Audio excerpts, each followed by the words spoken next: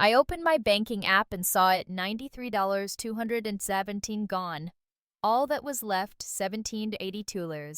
And the person who emptied the account was my own mother. Not because she was in trouble, but because my brother Kellen needed emergency funds for an NFT project that just collapsed. When I confronted her, she said, "You should learn to sacrifice for family." In that moment, I realized I didn't just lose money. I lost my right to exist as an independent person in this family. If you think this is just another family drama, you're dead wrong. Hit subscribe now because the most shocking family revenge stories are just getting started. This story began on a rainy afternoon in Seattle when I found out the woman who gave me life had secretly drained $93,000 from my future. It was still dark when I opened my eyes. The kind of gray, hushed stillness that blankets Seattle before the city stirs. The hum of distant traffic hadn't started yet, and the air inside my apartment held that faint scent of cold metal and leftover ambition. My laptop was still open on the edge of the bed, half-charged browser tabs fanned out like a digital fever dream. Color palettes, floor plans, rental contracts, Pinterest mood boards for my future. My future! I sat up slowly, pushing tangled hair from my face legs, still curled under a blanket I hadn't pulled over me. The email notification blinked again. I tapped it open with more habit than anticipation. Subject: lease confirmation. Deposit required by Friday 5 p.m. My breath caught a little. I'd been waiting for this moment for almost a year 5, if we were being honest. The owner of the small storefront on 3rd and Pine, a space I'd walked by 100 times, had finally approved my proposal. I was going to open a design studio. Not an agency, not a shared space. Mine. My name on the wall. My rules, my work, my clients. I exhaled, smiling, and whispered, "Let's make it real." The email outlined the next steps. Finalize the contract. Send in the deposit, $8,000 by Friday. I reached for my phone, already unlocking the banking app as I stood up, pad of my thumb hovering over the screen like it was sacred. I didn't hesitate. I knew what would be there, or I thought I did. It took half a second for the numbers to load.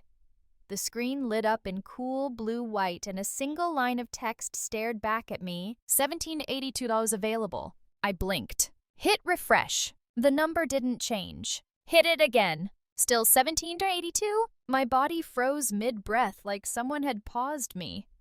The little spinning wheel in the corner of the screen mocked me. I switched Wi-Fi to LTE, logged out, logged back in, closed the app, reopened it. Nothing. My chest began to tighten slowly like a vice. I wasn't confused. I was panicking, but not in the flailing, chaotic kind of way. It was colder than that. Calculated, like watching a train speeding toward you in slow motion and being completely unable to move. I sat down on the edge of my bed. My legs were buzzing. Where was the money? $93.217. I had tracked every cent, every freelance gig, every bonus, every carefully split check. I didn't cash right away. Every birthday envelope I didn't open until weeks later. I had sacrificed weekends, declined trips, cooked rice, and frozen dumplings for dinner for 2 years. I hadn't bought new shoes in 3. This was my everything. I pulled out my laptop, hands trembling, and logged into the browser version of the bank. Navigated to the statements. 3 large withdrawals, each around $30,000, spread over the last 5 weeks, all listed as authorized. No descriptions, just cold anonymous exits from my account. There was a phone number at the bottom of the screen. I didn't even think. I dialed. "Thank you for calling Barden Trust. This is Rachel. How may I assist you today? My name is Liana Kesworth. My checking account shows 3 massive withdrawals I did not authorize." A pause. Keys clacked. "May I confirm the last 4 digits of your account and your security phrase?" I complied. She clicked again. "Yes, Ms. Kesworth, I do see the transactions. These were processed via teller authorization from a joint account holder. Do you recognize the name Margaret Kesworth? My throat closed. I knew that name better than I knew my own. Yes, I said. That's my mother. Rachel's tone softened just slightly into the robotic sympathy they're trained to offer in moments like this. All 3 withdrawals were performed in person. The documents have physical signatures on file. I didn't sign anything. You are listed as a co-owner of the account, ma'am. So is she. My pulse spiked. She doesn't live in Seattle. How could she? I can email you copies of the withdrawal slips. I didn't answer. I just gave her my email and ended the call. For a full minute, I sat there staring at nothing. Then my phone rang. I picked up on the first buzz. Mom. Hi, sweetheart. Her voice was so light, so familiar, like nothing in the world had changed. You emptied my savings account, I said. There was silence. Barely a beat. Then, well, she said, I didn't empty it. I used some of it. For Kellen. I didn't speak. You know how hard he's been working. This NFT thing is real, Liana. It's the future. He just needed a little boost. It's not like he has your kind of job. My kind of job. You took $93,000. Well, you didn't need all of it right away, did you? And besides, we're family. You live rent-free in a city apartment we helped you find. You don't get to act like we owe you anything. I didn't ask for anything, I said, voice raw. And maybe if you stopped thinking like an only child for once in your life, you'd understand how to be part of a family. Click. She hung up. Not in rage, not in panic. With calm. Like it was done.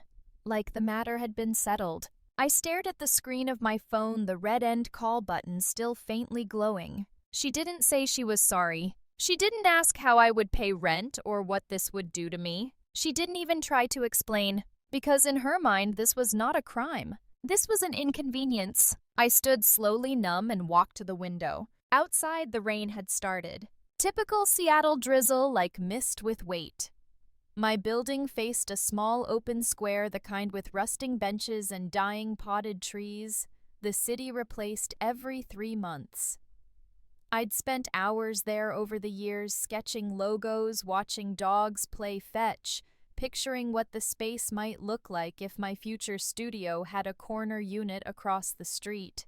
Now I just stared. The rain blurred the city into a watercolor mess of gray and red and asphalt. I stepped out onto the balcony. The cold hit my skin like clarity. I didn't move, just stood there in a sweatshirt that smelled faintly of old detergent and ambition. No one teaches you how to react when your life evaporates quietly. No sound, no explosion, just a single sentence from someone who raised you. Maybe if you stopped thinking like an only child.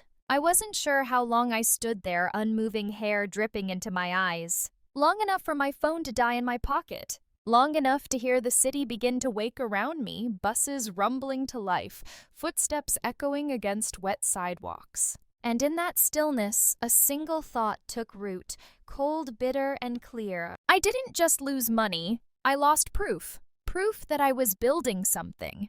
That I mattered. That I wasn't invisible in this family. That I could create a future and own it. And it had been taken with a signature. Not even mine. Just like that. I wiped my face with my sleeve, though I wasn't crying. Not yet. And in that moment, I understood something I hadn't allowed myself to before. I had always been temporary in their plans. An afterthought. A backup. The one who wouldn't cause trouble. The one who wouldn't fight back. Until now. It was a little after 10 a.m. when my phone rang again, Florida area code. I didn't answer it right away. I just stared at the name flashing across the screen, Kellen. The golden boy, the investment whiz, the charismatic disaster in designer hoodies. I let it buzz twice more, then picked up. Yo Lil L, he greeted like we were still 10 and 12 and he hadn't just helped nuke my future. What? Whoa, he laughed. Okay. No hello, no how's the weather in Miami. I didn't respond. Fine. Be dramatic. I just wanted to let you know. It's happening. NFT drop goes live Monday. We've got influencers lined up, some crypto bros from Dubai in the Telegram group. It's gonna pop, Liana. You'll see. There was this edge in his voice, cocky, hyped, bulletproof. The tone of someone who didn't know what consequences smelled like. You're using my money. A pause. What? I saw the transactions. You emptied my account, you and Mom. A slight beat. Then he laughed again, tighter this time. Relax. Mom helped out, not me. I told her it wasn't necessary, but she said she'd handle it.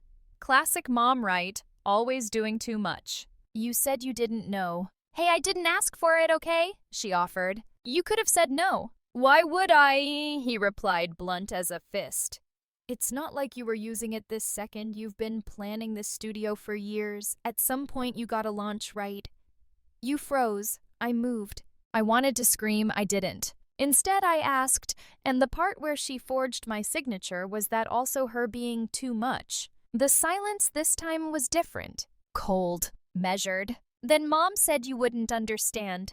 She said you'd make this bigger than it needs to be. The phone heated in my hand. Bigger than someone draining 5 years of savings from me. She said you wouldn't get it because you've always been, practical. Head over heart. Risk averse. You think small, Liana. I let that sit. Let it bruise. You mean I think responsibly? He laughed. Whatever helps you sleep. I hung up. Not because the conversation was over, but because if I didn't, I would say something I couldn't unsay. And Kellen wasn't worth permanent regrets. Not anymore. I didn't cry. I don't know why that detail matters, but it does. Instead, I found myself standing at the window again, watching droplets streak down the glass like tiny doomed decisions. The city blurred behind it, and I couldn't stop the memory that slid into my head, uninvited, sharp. Age 11. Kellen smashed my science project the night before the fair, said he didn't mean to. Mom bought him a milkshake on the way home. Said boys make mistakes, and I should be more careful where I leave things. Age 17. He crashed Dad's old Jeep after borrowing it without asking. I covered for him. Got grounded when Mom found out and assumed it was my idea. Age 21. He dropped out of his second startup with $10,000 in family seed money. I tried to talk to Mom about savings plans. She called me obsessive. Said I'd never find a husband with that tone. It was always him, and always me picking up pieces I didn't break. Until now. Now the break was too big to ignore. Later that afternoon, I met up with Cass. She wasn't just an old friend. She was the kind of woman you secretly want to become when you grow up sleek, composed, always smelling faintly of expensive decisions and lavender. She worked in private wealth management now, but we'd survived 3 years of undergrad design hell together before she pivoted to finance. We met at a coffee shop tucked between 2 overpriced boutique gyms. I arrived first. She walked in 5 minutes later, removed her sunglasses like someone in a courtroom drama, and sat down without small talk. You look like you either haven't slept or just realized everything you believed about your family is a lie. Both, I said. She didn't blink. I slid my phone across the table and showed her the banking app. Then the email from the landlord. Then the withdrawal records. She scrolled in silence, then looked up. You didn't sign these. I didn't sign anything. She tapped her manicured nail against the screen. You said this was a joint account. Opened it with Mom years ago when I first moved to Seattle. She said it would help with interest rates or emergencies. Classic. That was mistake number 1. She wasn't scolding, just stating a fact, like a doctor delivering a diagnosis. Mistake number 2, assuming she'd never use it. I exhaled shaky. She said it was for Kellen. Cass didn't react. She said I wouldn't understand, that I think too small. Now Cass did look up. You don't think small, Liana. You think clearly. That's why they took from you. Because they assumed you'd be too rational to burn the bridge. My throat tightened. Cass flipped open her tablet and scrawled a few things. Here's what you do. You go to your bank, request the original withdrawal slips. In writing. Demand the signature records. If you have any texts, emails, anything that shows intent or conflict, save it. Don't delete. Don't reply. Just gather. Can I press charges? Eventually. But first, document everything. They're going to gaslight the hell out of you, make you feel insane. The antidote to that is paper. I nodded slowly. Cass reached across the table and squeezed my hand once. Brief but real. I've seen this before. Not always moms and brothers, but enough times to know this is personal, and they'll make it emotional to distract you from the theft. She handed back my phone. You don't need revenge, you need receipts. That night, I didn't sleep. I pulled out every document I had: tax returns, emails, monthly statements, calendar notes, journal scribbles. I printed bank records, highlighted them in yellow. I circled dates, withdrawals, job milestones, messages. Then I took a piece of painter's tape and marked off a section of my living room wall. Started pinning things, like a true crime investigator, only the crime was my life. I connected dots. Date of the first withdrawal: 2 days after Mom asked me to send her a review copy of my lease contract. Second withdrawal: day of Kellen's Miami gala. I remembered the pictures. Him in all white holding a champagne glass captioned "Manifesting." Third withdrawal: exactly 1 week before my lease confirmation. She knew. She knew. And still took it. Still lied. Still answered the phone like nothing had happened. I stood back and looked at the wall. A map of betrayal, clean color-coded, undeniable, and something in my chest, some place that had been soft and forgiving for too long, turned to steel. They weren't going to get away with this. Not because I needed the money back, but because I refused to vanish from my own story. They had signed my name without permission. Now it was time for me to reclaim it, 1 page at a time. By Wednesday morning, the envelope arrived. It was thinner than I expected, just 4 sheets of paper inside, barely creasing the manila. But I felt the weight of it before I even opened it. It smelled like something stale, old, wrapped in a lie that had been allowed to grow roots. Cass had helped me submit the request 2 days prior. Transaction confirmation with signatures on file she'd written in the email, CCing a friend at the bank who owed her a favor.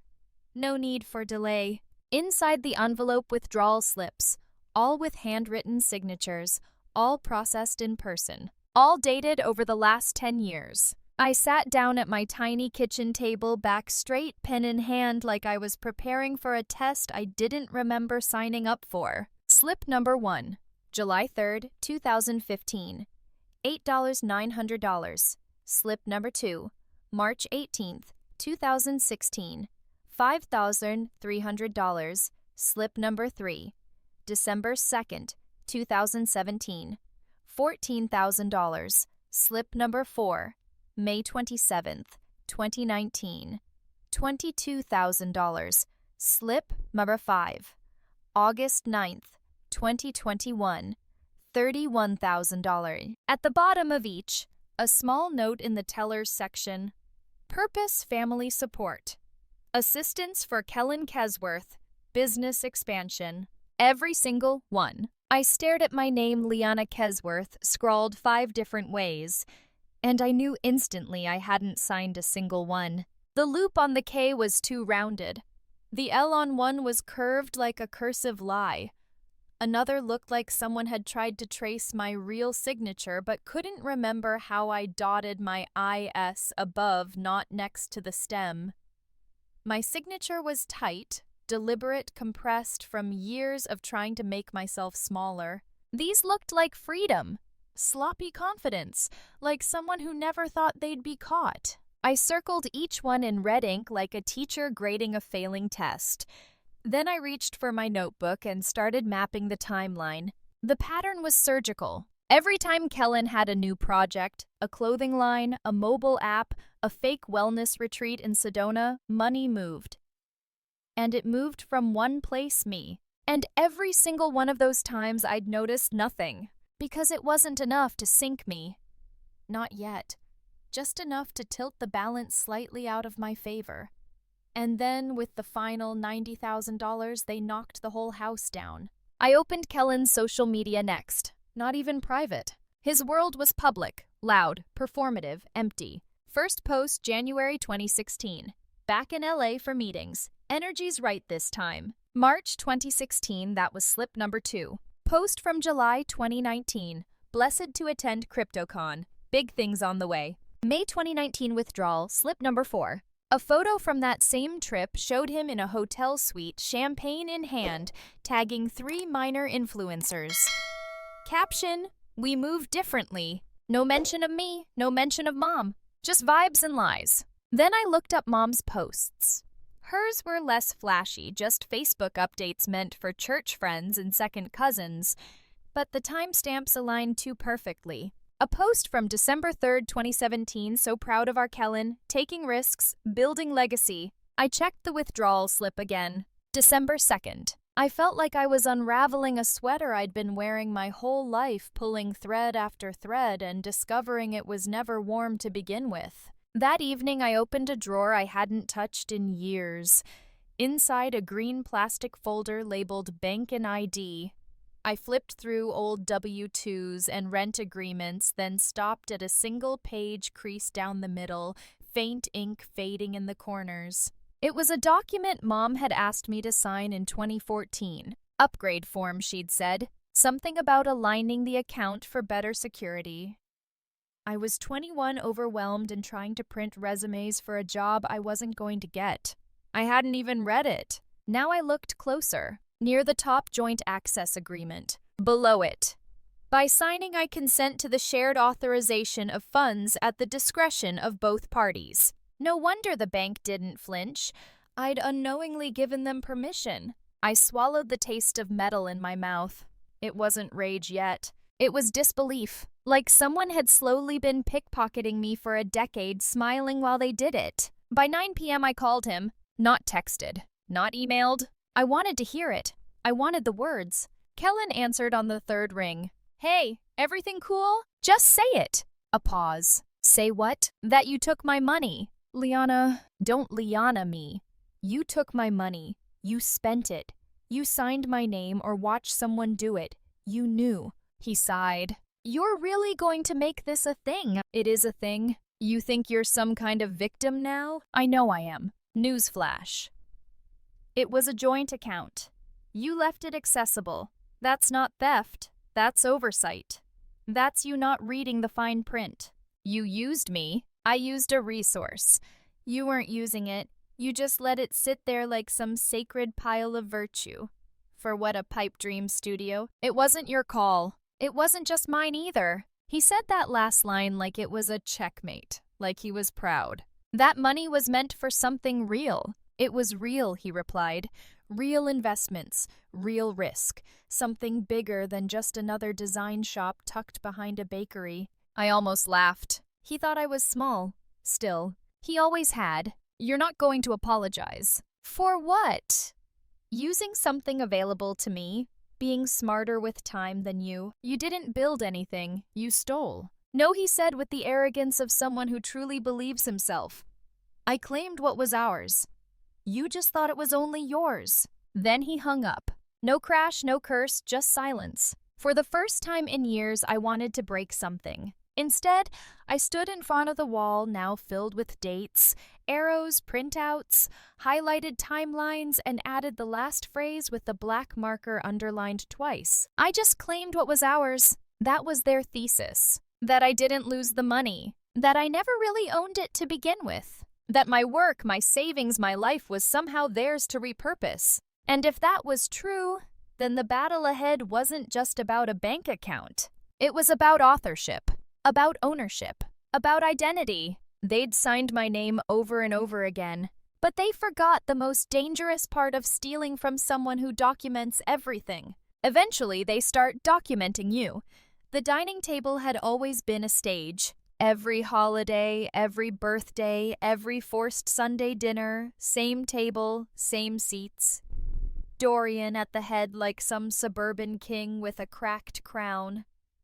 Evelyn diagonally across delicate hands folding and unfolding napkins like origami distractions.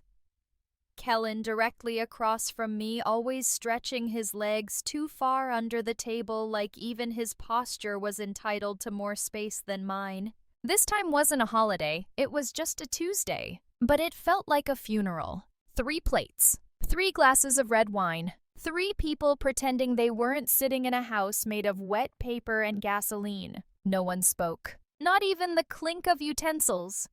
The only sound came from the clock above the microwave ticking too loud in the quiet. I cut into the chicken Evelyn had roasted. She used to make it with rosemary.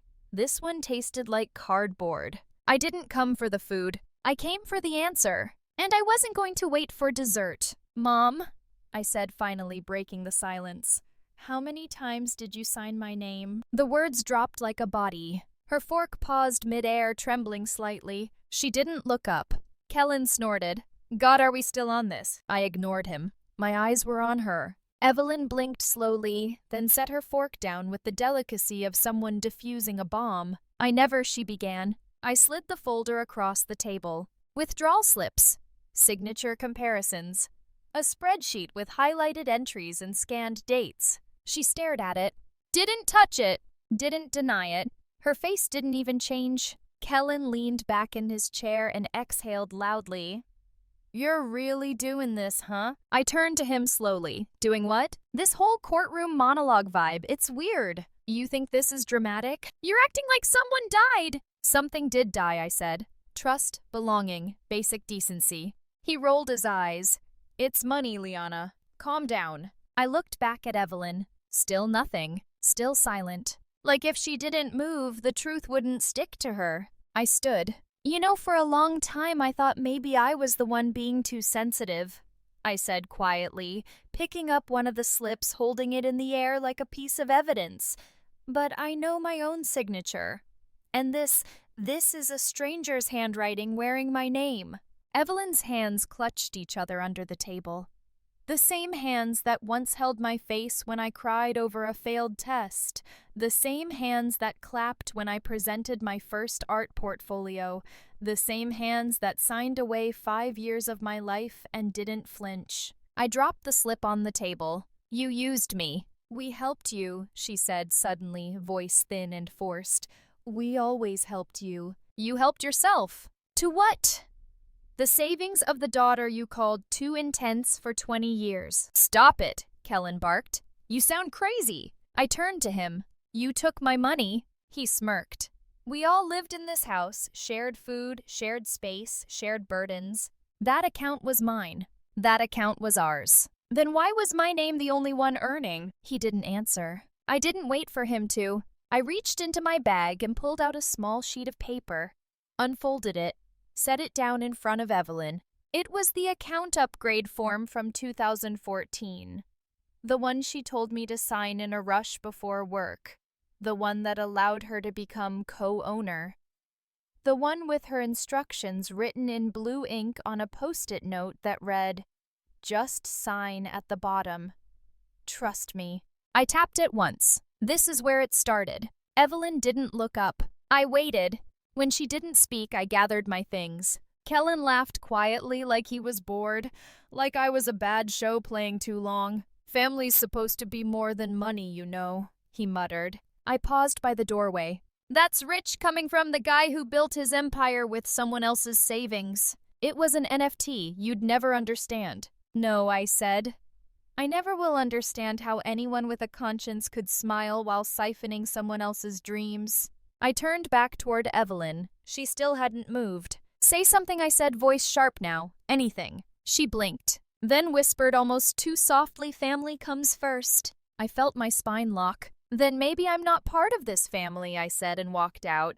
The studio layout was still taped to my living room wall. I hadn't touched it since the call from the bank. The printed mock-ups, the color-coded sticky notes, the furniture placement sketches, the nameplate design for the front desk, Kesworth Design Co. In the middle of it all, a small framed quote I'd printed and kept since college. Let's make it real. June 1st. It was supposed to be opening day. Supposed to be the first morning I woke up and unlocked the doors to something that was mine. I stared at it for a long time, then ripped the page down the center. I didn't cry, not even when the other papers followed, peeling off the walls like dying leaves. They made soft sounds as they fell like secrets finally letting go. When the last one hit the floor, I stood in the silence. Not defeated, not yet, just hollow, a space carved out where a dream used to live. And deep in that hollow, something started to grow. Not rage, not grief, something colder, sharper. The need for clarity. The need for the kind of truth that didn't tremble at the dinner table. They wanted silence. I would give them thunder. It started with the cursor blinking. A white screen, a blank blog draft, a field waiting for a headline. I stared at it for hours, not because I didn't know what to write, but because the truth has a weight to it. And once you set it down, there's no pretending you didn't carry it. At 2:11 a.m., I finally typed, "My mother drained my savings account, not for survival, but so my brother could invest in NFTs. No euphemisms, no coded language, no padding the shame with politeness. Just facts, cold, unadorned, mine." The rest poured out like confession. I wrote about the 5 years I spent saving. The ramen, the skipped vacations, the sacrifices that no one applauded. I wrote about the discovery $93, 217 gone, the forged signatures, the conversations thick with gaslight and guilt. I wrote about how silence is a form of complicity and how families often use love to mask control. I didn't name names, but I didn't protect them either. By 4:07 a.m., I hit publish. By 5:03 a.m., it was on the front page of a subreddit I hadn't posted to in years, or estranged adult children. By 8:00 a.m., Medium flagged it as trending. By noon, my inbox was full. Strangers poured into my comments like rain through a broken roof. Same here. My father took out a student loan in my name. I'm still paying it back. My mom emptied my account to pay for my brother's rehab for the 3rd time. You're not crazy. You're just the first one to say it out loud. There were hundreds of them. Stories whispered through keyboards. People who'd been trained to stay quiet, finally realizing that maybe their silence wasn't love, it was learned helplessness. It was like I'd opened a trap door beneath a tidy suburban dinner table and revealed the mess underneath financial abuse dressed up as family duty. By the end of the day, the post had over 400,000 views. I didn't feel vindicated. I felt seen. And that was new. By Thursday, I knew what I had to do. Not just for me, but for everyone who wrote, "I wish I'd spoken up when it happened to me." I called Cass. "I want to build something," I said. Not just a post, a place. She didn't ask for a business plan. She just said, "Send me a name when you've got it." I spent that night designing a site. Nothing fancy, just clean lines, bold colors, and white space that felt like air after suffocation. The header read familyfinancetruth.com stories, resources, liberation. Underneath, a digital space for people who've been financially betrayed by the people closest to them. There were tabs for stories, a section for educational guides, how to request banking records, how to identify financial gaslighting, how to separate emotional guilt from legal rights. And most importantly, there was a submission box that said, "Your story matters. Tell it here." I launched the site at 3:42 a.m. By 10:00 a.m., the first donation came in $20. Message for your future studio. And for finally putting words to what happened to me. It didn't take long before the backlash came. Of course it didn't. Silence isn't just comfortable for the abuser, it's currency. At exactly 6:03 p.m., Evelyn called. I answered. "You're humiliating us," she said. "No hello?" "No," I replied. "I'm ending it." "You're putting our family's business out for everyone to judge." "Then maybe you shouldn't have made our business everyone's warning." There was a pause. She tried again. "We gave you everything. Food, a home, a start. You gave me conditions. You gave Kellen excuses." Her voice wavered. "What do you want, Liana?" "An apology, a check." I almost laughed. "I want a world where I can walk into a bank and know I'm the only one holding the pen." She didn't understand. She never would. "You're burning the bridge," she whispered. "It was never mine to begin with," I said. "You were just letting me walk across it when it suited you." I hung up. This time I didn't cry. This time I breathed deeper. By the weekend I had an idea. Not just to write stories, but to speak. Out loud. Into the camera. I borrowed a tripod. Sat in front of a blank wall in my apartment. No makeup, no script. Just one take. I hit record. "My name is Liana Kesworth. I saved for 5 years to open a studio.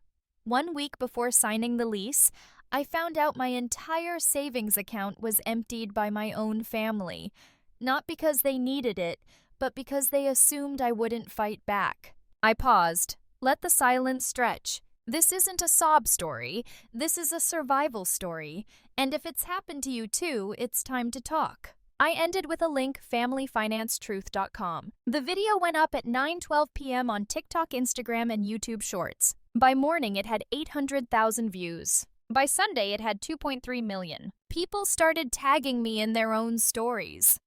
Using the same hashtag I hadn't even meant to create, financial betrayal is abuse. Donations started to climb, small amounts, $5 here, $12.99 there. Each one came with a note. You made me feel like I'm not broken. Your strength is contagious. This is for the business you're going to open again, this time with bulletproof locks. The first time I saw the total hit $9,000, I stood up from my desk and just stood there staring at the screen like it might disappear. But it didn't. It stayed, and with it the realization I had lost everything and still built something out of it. Not a studio yet, not a full recovery, but momentum, truth, a voice. And sometimes that's more than enough to start a fire, a different kind of fire, one that doesn't destroy, but illuminates. I was halfway through my second cup of coffee when I saw it. Sender Kellen Kesworth. Time 5:02 a.m. He'd probably written it between 2 Red Bulls and a half-hearted crypto pitch. I didn't open it right away. There was something sacred about the quiet of early morning before the world wakes up and remembers who to betray. I let the moment breathe before I clicked. The message was short, uncreative. Poor grammar, stiff tone, like he'd Googled how to threaten someone professionally. Liana, you've crossed a line. Publishing false, slanderous content about me and Mom has caused personal and professional damage. If you don't retract the article and delete the website within 72 hours, I will pursue legal action for defamation, libel, and emotional distress. At the bottom, sent from my iPhone. Of course. I stared at the screen for a long beat, then clicked reply. Kellen, I'm sure your legal team would be thrilled to explain how facts supported by documentation, withdrawal records, and signed banking slips fall under libel. I have every receipt, including signatures. If you wish to proceed, know that discovery works both ways. Kindly forward this to your lawyer, assuming you didn't write this during a bathroom break. L. I hit send. Calm, precise, not because I wasn't furious, but because fury doesn't scare people like Kellen.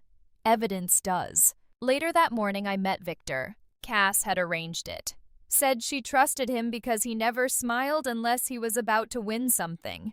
We met at a mid-rise office on the edge of downtown, striped carpet flickering overheads, a view of a parking lot. Not exactly suits, but he didn't need the theatrics. Victor Reynolds, late 40s, looked like he hadn't taken a vacation in 6 years and didn't want one. He didn't offer me coffee, just asked for the documents. I slid over the folder, banking records, screenshots, voice memos, signature samples. He skimmed silently, eyes darting across pages like bullets. 15 minutes passed before he spoke. If you want them arrested, he said, you won't get it. Not with a shared account. I nodded. I already knew. But he continued tapping the forged signature. This, if proven, changes everything. I leaned in. How hard is that to prove? You need a handwriting analyst.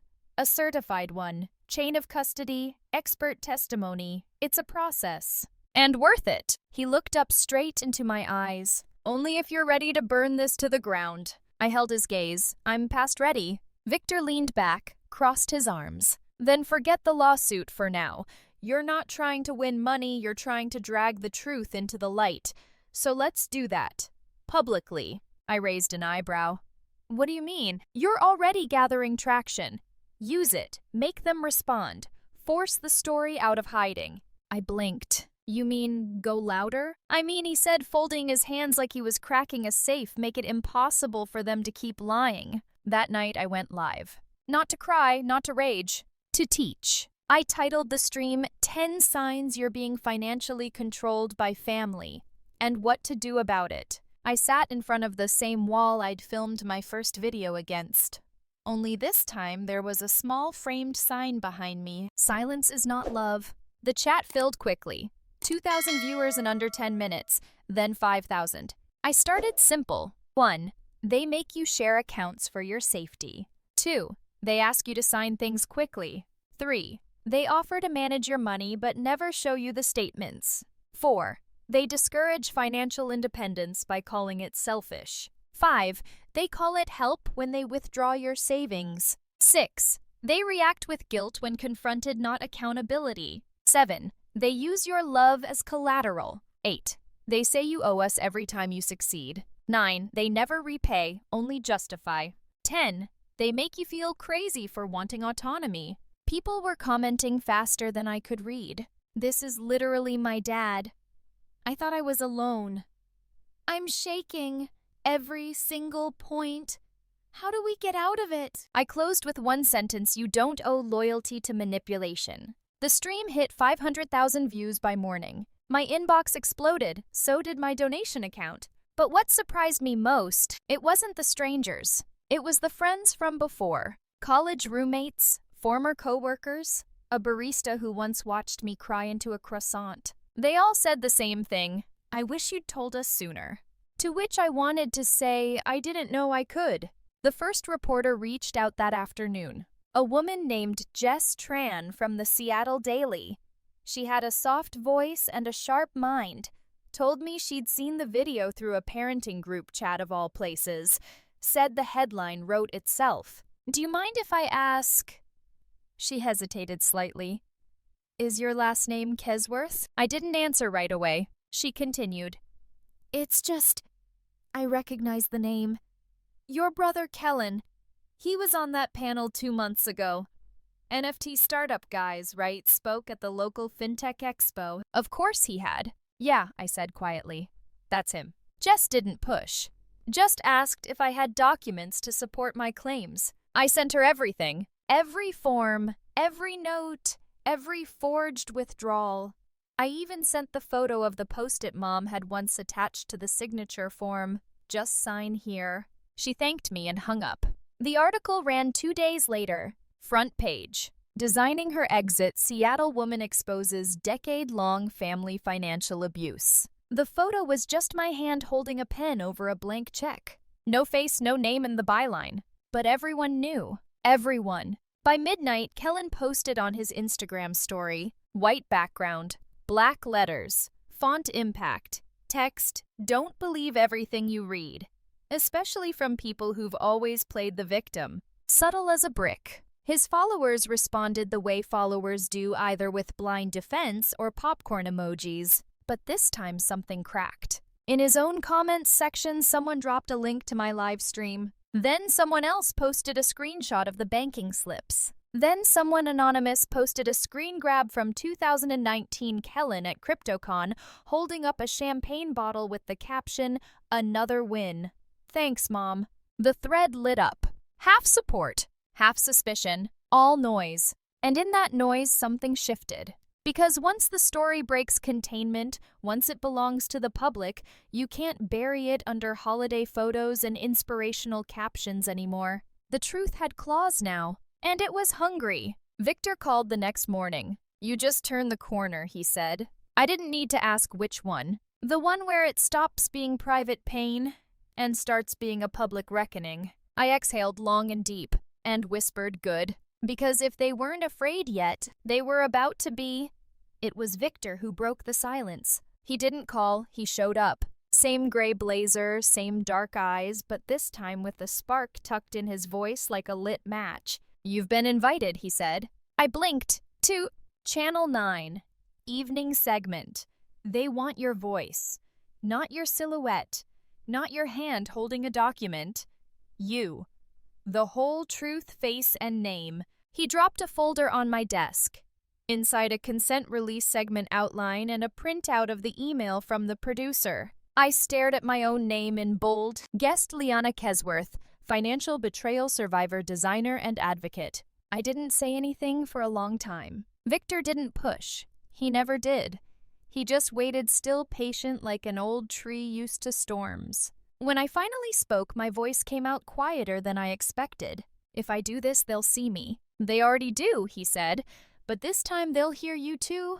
I nodded. The studio lights were brighter than I imagined. There's something strange about watching your own reflection in a camera lens, like trying to meet your own eyes through a one-way mirror. I wore black. Not for drama, for clarity, for contrast. So nothing about me would look soft or vague. The host was warm, too warm, smiling like we were about to talk about furniture trends or dating in your 30s. But her eyes knew the script. They rolled cameras. She introduced me like she was unwrapping something fragile. And with us tonight is Liana Kesworth, founder of FamilyFinanceTruth.com, whose story has sparked a national conversation around financial betrayal inside families. I didn't blink. I just said it. My name is Liana Kesworth. I saved for 5 years to open a design studio. 1 week before signing the lease, I found my savings gone. Over $93,000. Taken from a joint account I'd opened with my mother, who withdrew it in full to give to my brother for an NFT investment that failed. The host raised her brows the way news anchors do when the story gets heavy. I went on. It wasn't a misunderstanding. It wasn't an accident. It was deliberate. The signatures on the withdrawal slips weren't mine. And when I asked why, I was told directly that I think too small and that money should serve the family. Behind me, the team projected a faded image one I hadn't known they had, a photo from my 6th grade science fair. I stood with a model of a solar-powered home holding a blue ribbon. Kellen, 3 years older, stood beside me holding the model like he built it. My name was on the plaque. He was the one smiling for the camera. The crowd watching the taping didn't gasp. They just fell silent. And in that silence, I found my voice again. Financial abuse doesn't always come with violence or bruises. Sometimes it comes with a hug and a pen. Sometimes it looks like help until it becomes control. The episode aired 2 nights later. Prime time. I didn't watch it live. I couldn't. But my phone did. It lit up for hours. Buzzing, buzzing, buzzing. Halfway through the broadcast, my screen flashed with a familiar name. Evelyn Kesworth. I didn't answer. She left a message instead. Her voice was soft but tight, like someone choking on civility. Liana, I saw the segment. I'm asking you, please don't do this. You don't understand what you're provoking. You'll regret this. One day you'll wake up and realize that family is all you have. And when you've destroyed that, there's no rebuilding it. She hung up without saying I love you, or I'm sorry. I sat still for a long time after that. Not because I was shaken, but because I wasn't. Kellen, of course, responded the only way he knew how, loudly. He posted a 3-minute video to his followers standing in front of a luxury car he didn't own in a parking lot that echoed with overcompensation. There are always 2 sides to every story. Just because someone's louder doesn't mean they're right. I've never stolen from anyone. My family supported each other, that's what families do, and I won't let my name be dragged through clickbait. He closed with a smirk and a pointed jab. Some people fail at building something real, so they build a story instead. The comments were a war zone. Some applauded, some attacked. But the real crack in the facade came not from the video, but from Grace. Grace wasn't my friend. She was my mother's bridge partner, wine night confidant. The type who always smiled too tightly with lips never fully pressed together. But she'd been around, and she remembered things. That same night, she sent me a private message. Just 2 words. I remember. Attached a scanned photograph. It was a birthday party mine. 18. A table set for 5. In the background, Evelyn stood at the kitchen counter signing a document. My name was printed on the form. I wasn't anywhere near her. She said it was an insurance thing, Grace wrote. Said you were busy. Told me not to mention it. But when I saw the show, I knew. I stared at the image for 10 full minutes, then forwarded it to Victor. He responded instantly. This changes everything. By morning, the hashtag was trending again. But not just mine. Liana is not alone. Rewrite the narrative. Financial abuse is real. People began posting their own receipts, their own stories, their own names. It was no longer just my voice. It was a chorus, an uprising dressed in screenshots and rage. My face appeared on graphics, on stitched TikToks, on forums with thousands of upvotes. But none of that mattered as much as the message from a woman named Adriana, age 57, from Michigan. I watched you speak and closed a joint account I shared with my son. He never asked me, but he was using it. Thank you for helping me forgive myself for staying silent for so long. Or another from a 19-year-old college freshman. My dad made me sign a loan agreement when I was 14. I thought it was a birthday card. Your story helped me realize I have a right to be angry and to get help. I sat in bed reading them until dawn. The world wasn't quieter, but it was finally hearing itself. And in the distance, I could almost feel the Kesworth house begin to crack, not from noise, but from truth. The first official notice came on a Monday. It was plain, cold, clinical. A letterhead from Rainier Pacific Bank addressed not to me but forwarded to Victor. And the subject line said it all. Preliminary review findings, joint account activity Kesworth family. My hands trembled not from fear but from confirmation. The kind of cold, exhausting justice that doesn't arrive with a trumpet but with a timestamp and a formal tone. The bank had launched an internal audit. Their compliance team had reviewed 10 years of transactions, and they had questions, a lot of them. By noon that day, Kellen's primary checking account was placed under review. By midnight, it was frozen. I didn't need to check social media to see the ripple. Kellen did what he always did: spiral in public. His posts turned erratic. First he denied, then he deflected, then he disappeared. But the damage was no longer emotional. It was material, tangible. One of his biggest backers, Fountain Spark Ventures, a boutique VC fund that had once paraded his NFT project as the next frontier in digital asset ecosystems, dropped him, citing a breakdown in fiduciary confidence. A polite way of saying, we found out who your sister is. And then came Evelyn. Not a press release, not a confrontation, a quiet removal. The Marrow Bridge Women's Circle.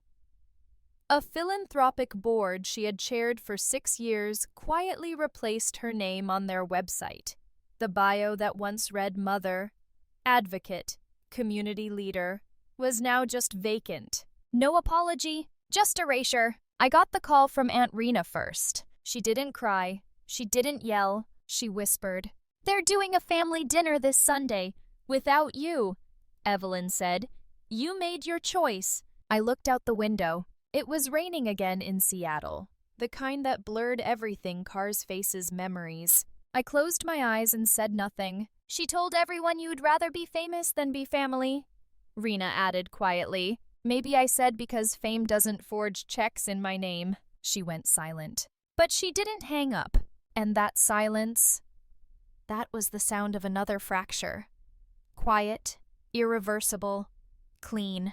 The irony, my inbox was louder than ever. Media outlets, nonprofits, survivors. They weren't just watching, they were joining. When I refreshed the site that night, FamilyFinanceTruth.com had crossed 1 million visitors. 1 million. That's not a number. That's a movement. The TEDx stage didn't scare me. Not after that living room. Not after those dinners. Not after Evelyn's voice on the phone threading guilt through every word like it was silk and not steel. I stood in front of a red circle on a black stage. The lights hit hard, but this time I didn't flinch. When people hear the word abuse, they imagine bruises, shouting, doors slammed.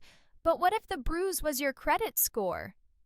What if the shouting was done in silence at a bank counter you weren't allowed to stand behind? The crowd sat breathless. I told them about the joint account, about the signatures, about Grace's photo, about being told for years that I was too logical, too cold, too independent to understand family. I told them how betrayal doesn't always come from strangers. Sometimes it's your mother's handwriting. After the talk, I didn't go home. I went to a small rented space just 4 blocks from where I used to dream about opening a studio. This one wasn't polished, but it had white walls, natural light, and a folding table covered in flyers that said, "Building Again, a financial recovery workshop for women betrayed by those they trusted." My first class had 5 people. One of them was a nurse whose father drained her college fund to pay off gambling debts. Another, a 60-year-old woman whose adult daughter opened 6 credit cards in her name.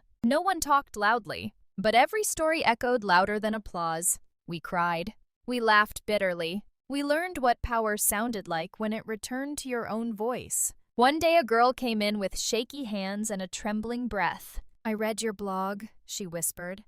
I never thought anyone would say it out loud. I asked her what she wanted. She didn't hesitate. To not hate myself for trusting my mom. I looked her straight in the eyes, and for the first time in months I felt peace instead of adrenaline. "You don't have to hate yourself," I said. "You just have to begin." At night, sometimes I still check the bank app. Not because I expect money to be gone, but because muscle memory is hard to unlearn. But the balance is still there, and slowly so am I. Whole, unapologetic, and no longer asking for a seat at a table that was never built for me. The sun hit differently through the windows of the new studio. It wasn't a big space no higher than 8 feet with scuffed concrete floors and walls that still bore the ghosts of the tenants before me, but there was light, so much light. Every morning it poured in like a promise. The first day I moved in, I didn't bring much. Just my laptop, a sketch pad, the potted fern that somehow survived both mold and betrayal, and a printout of the email I received the night the money disappeared. Not for revenge, but as a landmark, a reminder of the border I crossed. By the 3rd morning, I found a small white envelope wedged under my door. No stamp, no sender, just my name in handwriting I hadn't seen since Christmas. I froze. Inside was a single page folded into precise thirds. My mother's stationery, ivory cream with her initials embossed at the top. The letter read, "Liana, I don't know how to begin this. I know saying I'm sorry sounds hollow after everything. I don't know if you'll ever want to speak to me again. I don't even know if I deserve it. But I wanted you to know I never stopped being proud of you. Even when I failed to show it, even when I let Kellen talk louder than your silence, I hope you're finding peace. I'm not ready to see you, but maybe one day I'll be brave enough to try." Me. My hands shook for a long time after I read it. Not because of anger, not because of grief, but because of how familiar it felt to receive love that arrived only after the damage had landed. I didn't rip the letter. I didn't respond either. Instead, I placed it in a small wooden box I kept behind my sketchbooks. A box already containing a train ticket from the night I left for design school, a dried flower from the memorial service for my grandmother, and the last bank statement before my account dropped below $20. The letter fit right in. A relic. Not an apology, not an erasure. Just a layer in the archaeology of truth. A week later, I sat on the floor of the studio sorting through old design notes, blueprints, mood boards, fonts, all from the studio that never happened. On the back of one crumpled sheet, I had scribbled a quote in Sharpie years ago. "Let's build something that outlives the wound." I stared at it for a long time, and something in me cracked, not the way bones do with pain, but the way eggs do when something new is trying to get out. That night, I couldn't sleep. I kept thinking about her, not as my mother, but as the woman who had for too long been wrapped in Kellen's voice like a noose made of silk. The flashbacks weren't grand, just quiet things. The way she always let him talk over me at dinner. The time she borrowed my credit card to book a flight and never paid it back but brought him a new pair of shoes. The way she once said, "He's impulsive. You're cold. I don't know which is worse." But there were other moments, too. The bruises on her wrists when I was 10 that she said came from the kitchen drawer. The way her hands shook every time she wrote a check. How her smile only reached her mouth, never her eyes, whenever she said, "Family is everything." And I realized something that made my throat burn. She wasn't just the one who harmed me. She was harmed, too. She had survived Kellen the only way she knew how, by surrendering to him, and by feeding him with what little power she had left mine. That didn't make it right, but it made it real. Healing, I've learned, is not symmetrical. It's not a sunrise that gets brighter each day. It's a storm that comes in intervals with small, luminous clearings. That week, I walked to Pike Place Market and bought myself a red tulip, my grandmother's favorite. I placed it in a chipped glass bottle on my desk, and every time I looked at it, I reminded myself, you are building something now, not despite them, but beyond them. Emails kept coming, from women in Bulgaria, men in Ohio, teenagers in Cape Town, people who had their own Kellen, their own Evelyn, their own letter that never got sent. One woman wrote, I didn't lose money, I lost trust. And it took me years to realize that trust is worth more. I printed her email out and pinned it to the studio wall, not as decoration, but as blueprint. By the end of the second month, I had my first full client, not someone who pitied me, someone who admired me. A small mental health nonprofit wanted to rebrand with me. Their tagline, begin again without shame. I took the project without hesitation, not for the money, but for the name. Sometimes I still dream of the studio that never opened. The one with glossy floors and gold signage and fancy espresso machines. But this studio, this one with the half-broken blinds and the desk I built myself, it's better because I built it while I was bleeding. And it didn't fall. It grew. One morning I walked past my old apartment building and saw a woman standing in the rain holding an umbrella over a little girl's head. For a second I swore it was her, my mother. Same stance, same shoulder tilt, but when I got closer it wasn't. Still I smiled, because even the illusion no longer triggered collapse. It only reminded me that not everything unfinished must be returned to. Some stories deserve no sequel, only closure. I didn't become a millionaire, but I became something better, free. And when people ask me now, was it worth it? Losing family, losing security, losing the version of life you thought you were supposed to have, I tell them the truth. It wasn't loss. It was release. The message came late at night. Liana was halfway through editing a design mock-up when her phone buzzed once, then fell silent. She almost ignored it, but something made her glance. I removed my husband's name from our joint account last night. After 14 years, thank you for giving me the courage. There was no signature, just a name, Marjorie T. Liana read it again, then again. Her hand stayed on the mouse, but she wasn't moving it anymore. Her chest filled with something weightless and heavy all at once, a knot unraveling and reforming as something softer. She didn't cry, not yet, but her breath trembled. This was more than a story now. It was momentum. That Saturday, she booked a room at a co-working space downtown. It was small, 60 chairs maybe, but clean, sunlit, and enough. She called it a conversation circle. She expected maybe 10 people, maybe 20. But by the time she arrived, the lot was full. Over 100 people packed the space. Some stood by the walls. A group of women wore makeshift pins that read, "Seen," "Validated," "Unshackled." Someone had printed her blog post and highlighted whole paragraphs. She didn't speak first. She didn't have to. A woman named Paula came forward. Short curls, quiet eyes. She spoke about her father, how he'd taken out a second mortgage on her name. He called it borrowing. I called it betrayal. But I didn't have words for it until your video.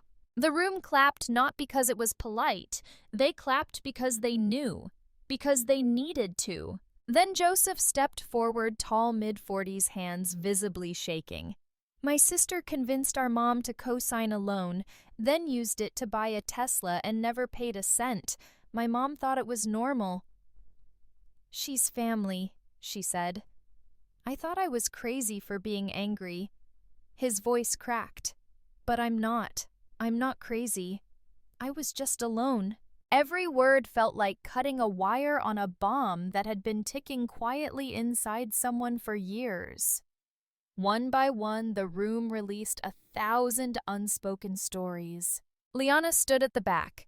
She didn't film anything. She didn't take notes. She just watched notebook pressed to her chest. The courage in that room, The shaking voices and held hands, the shy glances turning into nods. It was more powerful than any speech she could give. After the last story, a boy barely 17 approached her. Quiet, wiry frame, a nervous bounce in his step.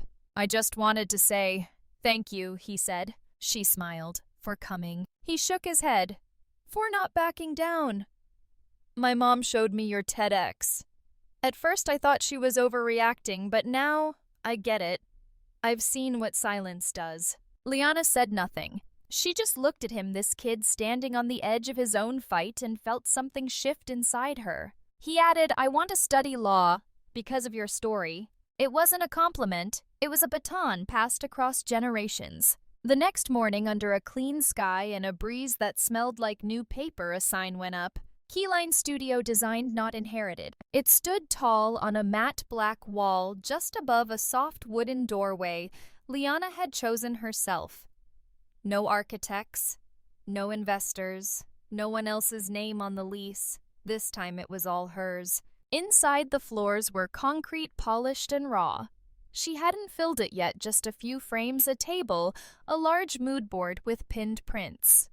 But in the center of the wall, hung carefully, was a photo of her as a child, messy hair pencil in hand, drawing on the back of a cereal box. Next to it was a note, her mother's handwriting clipped from an old birthday card. "She always wants to draw, even on the walls." And beneath that, a new line, this time in Liana's voice. "And now she draws the lines that matter." She stepped back, exhaled, and for the first time in a long time, let the quiet settle without resistance. This was never just about money. Not really. It was about being erased from your own life. Being the footnote in your family's narrative. Being the silent one, the easy one, the one who understands. Until one day you stop understanding and start reclaiming. Now people were watching her. Not as a victim, not even as a whistleblower, but as an architect of her own liberation. She had built something not to destroy the old, but to make space for the new. She didn't want apologies anymore. She wanted echoes. And slowly, from messages like Marjorie's, from teenagers dreaming of law school, from strangers in rooms she'd never stepped into, she got them. The pen was silver, sleek, unassuming. Liana held it between her fingers like it was something holy. The contract in front of her bore her name in bold, serifed letters. Keyline Studio, founder Liana Kesworth. No co-signers, no caveats, no ghosts from accounts she never controlled. She looked around the empty space. High windows, white walls, sunlight spilling across the concrete floor like liquid freedom. This was it. After 5 years of saving, after 2 years of healing, after 10 years of being told she was the cold one, the calculated one, the one who didn't understand sacrifice. She understood sacrifice now. It had taken everything. She signed. Her name slow and deliberate. Every loop in the L, every final slash of the H in Kesworth. It was her own. No one hovering behind. No one whispering how she should think of the family. It was done. Outside, the studio sign was being mounted. Keyline.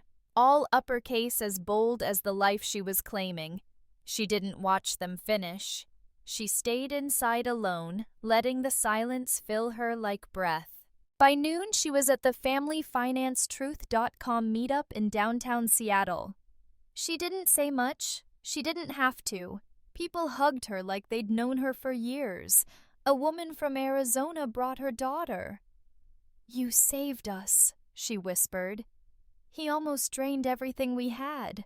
Later that day, she received the email. The website had been nominated and won the Independent Civic Impact Award for its national campaign, Signed but Silenced. Liana clicked open the link. A small clip played of women, men, even teens talking directly into the camera. My mom said she was helping. My dad said I was too young to understand. My brother forged my signature to fund his second divorce. Her story, once hidden in shame, now echoed like thunder. The campaign was heading national. A month of events, legislative petitions, panels on financial literacy, requests for interviews. But one invitation caught her attention. "Would you like to visit home?" It was from the hospice center. Her mother wasn't dying, not exactly, but the fall had fractured more than her hip. Her sense of control, perhaps, her ability to move through the world without consequence. The staff said she spoke Liana's name often, then abruptly stopped. Liana didn't answer, not immediately. She packed a single bag, left the studio door unlocked for the intern she now mentored, and she took the long train ride down the coast.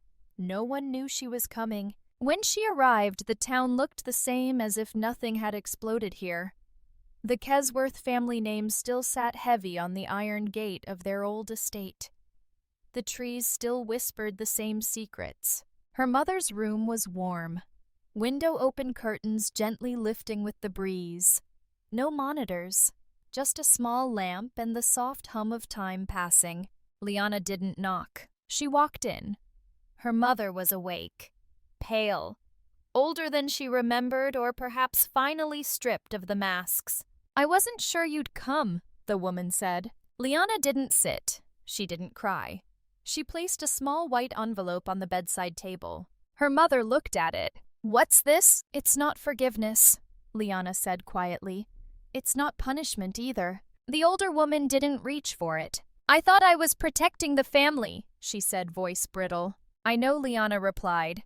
"But you chose who the family was, and it was never me." Silence stretched, full of everything they'd never say. Then Liana stood. "Goodbye, Mom." She left without turning back.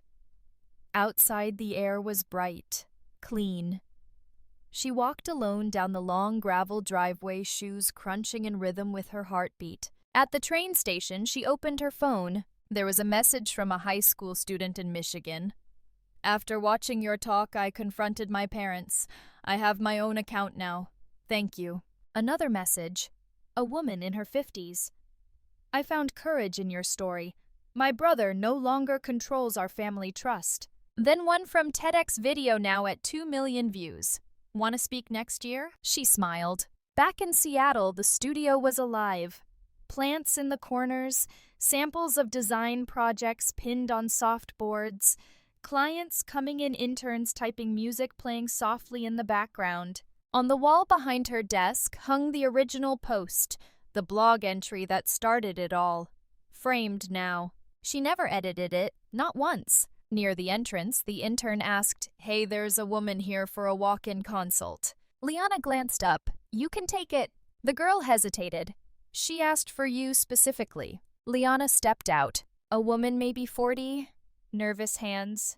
She held a folder like it was an anchor. I followed your story. I didn't come for design. I came because I think I need to tell mine." Liana gestured her in. This was what healing looked like. Not headlines, not awards, but two people in a room unraveling silence together. Days passed, then weeks, and on a morning soaked in honey-colored light, Liana stood outside her studio sipping coffee.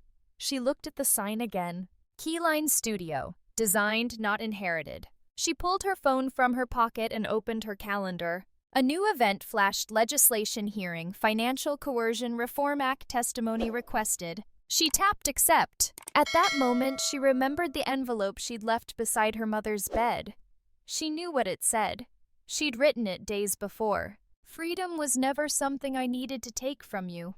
It was something I had to take from the fear that kept me silent." She didn't know if her mother read it or understood it, but it wasn't for her anymore. Liana turned, stepped back into her studio, and closed the door. Behind her, the morning light caught the words stenciled across the glass. "Just because it's family doesn't mean it's right." And for the first time in her life, every part of that truth belonged only to her.